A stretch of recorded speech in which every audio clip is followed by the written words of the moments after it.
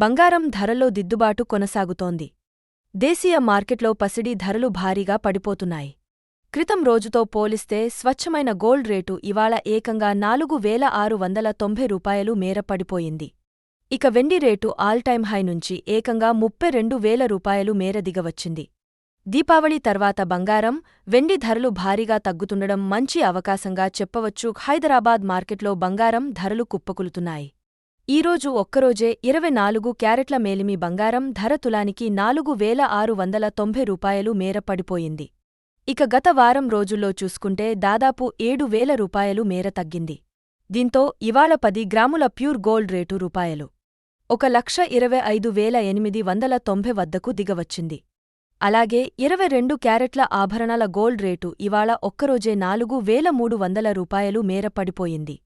దీంతో తులం gold rate రూ. 1,15,400 వద్దకు దిగవచ్చింది.